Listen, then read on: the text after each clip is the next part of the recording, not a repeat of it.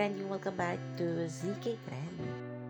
Hanggang ngayon nga ay nasa LDR mode pa rin ang ating Donnie at Belle. Ang Pangilinan family ay nasa Switzerland pa rin at ini-enjoy nga ang kanilang vacation. At makikita naman dito sa bawat post nga ni Donnie ay kagad nga itong pinusuan ng ating Belinda na kahit nga sa madaling araw. Nagpapatunay naman talaga na miss na ng Donbel ang isa't isa.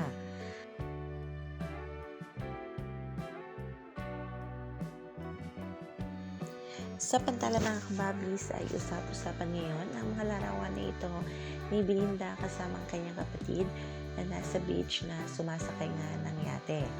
Maraming nagsasabi nga na bili umano ito ni Belle para sa kanyang pamilya. Tagla namang galanting-galanti itong ating Belinda at bumili nga ng isang yate. Ayan na dito sa komento ng mga babli sa Twitter. Did she finally buy her own yacht? Oy, totoo ba na nakabili na ng yate niya? And check the steel and structure, mukhang bago yung yate ni Belle.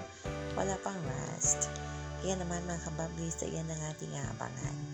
Yan lang muna ang topic natin ngayon mga kababs. Hanggang dito na lang. Maraming salamat sa inyong patuloy na panonood.